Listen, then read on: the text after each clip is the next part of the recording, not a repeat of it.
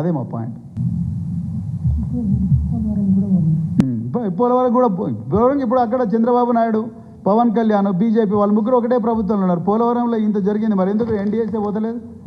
ఎన్డీఏసీకి ఎందుకు లెటర్ రాస్తలేరు? ఇదే కిషన్ రెడ్డి లేకపోతే కేంద్ర మంత్రులు ఎవరు రారు? తెలంగాణ వచ్చే వరకు బరాబర్ తెలంగాణలో కేసీఆర్ గారిని బద్నాం చేయాలి. తెలంగాణ పిల్లలు ఎప్పుడు కూడా నోరెండుతూ అదేవిధంగా బిచ్చమెత్తుతూనే ఉండాలి, ఎప్పుడు కూడా వాళ్ళకు లొంగి ఉండాలనే కుట్రలో భాగంగానే ఇదంతా జరిగింది. అన్ఫార్చునేట్లీ ఇలా వాళ్ళ ఏజెంటే ఇక్కడ తెలంగాణలో ముఖ్యమంత్రి ఉండడం చాలా క్లియర్గా అర్థమవుతున్నది.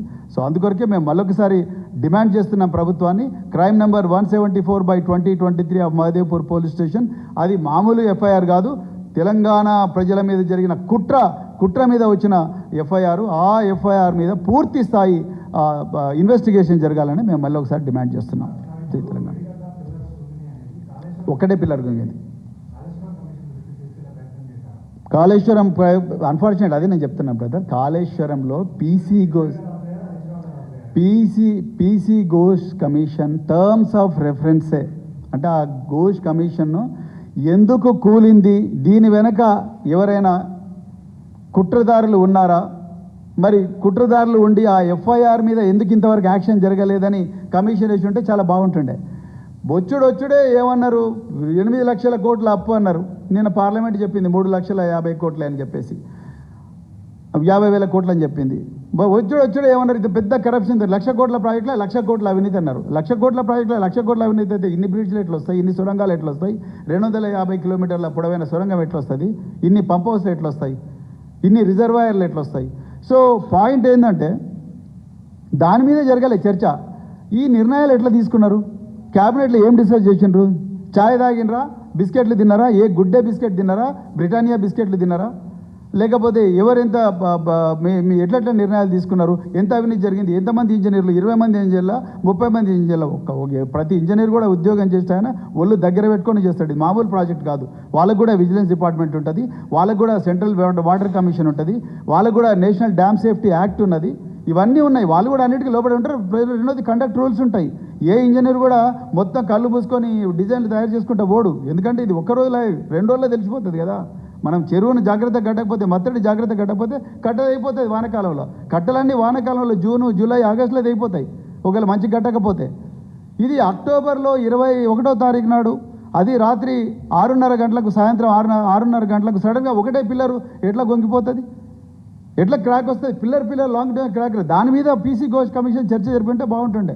నేను కూడా హరీష్ రావు గారితో వెళ్ళాను, కేసీఆర్ గారితో నేను కూడా పోయినా. సో ముఖ్యంగా ఆయన ఎంతసేపు పీసీ ఘోష్ కమిషన్లో ఎంతసేపు ఏదో ఒకటే ప్రశ్న అడుగుతున్నాడు ఆయన, మీరు ఏం నిర్ణయం తీసుకున్నారు, సెంట్రల్ వాటర్ కమిషన్ నుంచి ఎట్లా పర్మిషన్లు తెచ్చుకున్నారా లేదా, గవర్నమెంట్ ఆఫ్ ఇండియా ఏం పర్మిషన్లు ఇచ్చింది, మేము మహారాష్ట్రతో మాట్లాడినరా, వాళ్ళతో మాట్లాడిన, వీళ్ళతో మాట్లాడిన. అసలు విషయం ఏంది? అసలు డ్యామ్ ఇంత ప్రతిష్టాత్మకమైన డ్యామ్లో 3 బ్యారేజీలు ఉన్నాయి. 3 బ్యారేజీలో గోదావరి నది మీద 3 బ్యారేజీలు ఉన్నాయి. 3 బ్యారేజీలో అన్నారం, సుందిల్లా ప్లస్ మేడిగడ్డ. అందులో మేడిగడ్డలో బ్లాక్ నెంబర్ 7లో ఒకటే పిల్లర్, 20 పిల్లర్ ఎందుకు క్రాక్ వచ్చింది అనే దాని మీద చర్చ జరుగుంటే బాగుంటుండే. అది జరగలేదు. ఎంతసేపు మీరు ఏ నిర్ణయం తీసుకున్నారు, మీరు క్యాబినెట్లో ఎంతసేపు ఛాయ్ తాగినరు, ఎన్ని బిస్కెట్లు తిన్నారు, అట్లాంటి క్వశ్చన్లు అడిగితే ఎవరేం చెప్తారు? అది నేను చెప్తున్నా. సో ఇది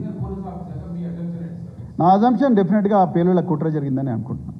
దట్స్ మై అజంప్షన్. అది ఆ యాంగిల్లో ఎవరు కూడా చర్చ దాని మీద ఎవరు చూడలేదు. నిజంగా అక్కడ ఒక నిబద్ధత ఉన్న పోలీస్ ఆఫీసర్ ఉంటే అర్జెంటుగా clues team, bomb disposal squad, dog squad, experts అంతా తీసుకొని ఫటాఫట్ అక్కడ శాంపుల్స్ అన్ని కూడా తీసుకొని ఆ ఎక్స్ప్లోజివ్ శాంపుల్స్ తీసుకొని హయ్యెస్ట్ సాఫిస్టికేషన్ ఎక్కడైతే ఉంటుందో ఆ ల్యాబొరేటరీకి శాంపుల్స్ పంపించేవాళ్ళు, సీస్మిక్ డేటా తీసుకునేవాళ్ళు, భూకంపాలు ఏమైనా వచ్చినాయా, ఆ రోజు తక్కువ తీవ్రత కలిగిన భూకంపాలు ఏమైనా వచ్చినాయా అని చూసుకునేవాళ్ళు. మొత్తం కాల్ డీటెయిల్స్ అన్ని కూడా ఆ ఏరియా అంతా కూడా కాల్ డీటెయిల్స్ తీసుకొని డంప్ చేసేవాళ్ళు. అత్యంత ఆధునికమైన సాఫ్ట్వేర్స్ ఉన్నాయి.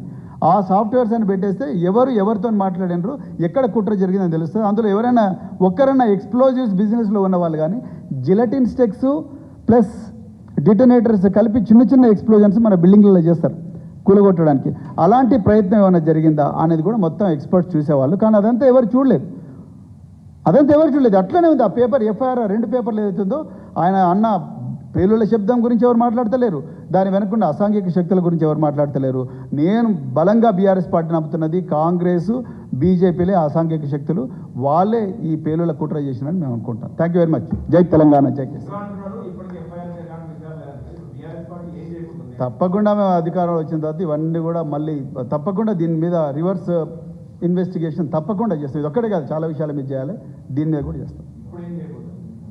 ప్రజలకు నిజాలు చెప్తున్నాం. మేము చెప్తున్నది అదే కదా, ఇప్పుడు చేస్తున్నదంతా ఈ కుట్ర ఎట్లా జరిగింది, ఈ కుట్ర జరిగే అవకాశం ఎందుకున్నది, ప్రపంచవ్యాప్తంగా ఏ విధంగా డ్యామ్స్ ఫెయిల్ అవుతున్నాయి, ఉక్రెయిన్ రష్యా మధ్యలో ఒక డ్యామ్ని ఎట్లా బెయిల్ చేసిండ్రు, అదే తీస్తాలో డ్యామ్ కూలిపోతే ఎందుకు ఎన్డీఎస్ఏ రాలేదు, తెలంగాణలో కుంగిపోతేనే ఎందుకు వచ్చిండ్రు, అదేవిధంగా మరి ఈ చిన్న పోలవరం అయితే కూడా మరి ఎందుకు అక్కడికి ఎన్డీఎస్ఏ పోవడం లేదు, బీఆర్ఎస్ పార్టీ అధికారంలో తెలంగాణకే ఎందుకు వచ్చిందనే దాని మీదనే మేము ప్రజలందరికీ కూడా నిజాలు మీ ద్వారా ప్రజా ఉద్యమాల ద్వారా మేము ప్రజలకు నిజాలు చెప్పడానికి ప్రయత్నం చేస్తాం.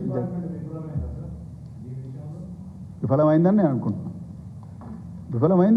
ఒక ప్రొఫెషనల్ పోలీస్ ఆఫీసర్ ఎవరు కూడా అంత నామకే వాస్తే అక్కడ ఎఫ్ఐఆర్ రిజిస్ట్రేషన్ అట్లా పెట్టరు. బరాబర్ తీసుకుపోయి ఫటాఫట్ ఎవిడెన్స్ అంతా కలెక్ట్ చేస్తారు.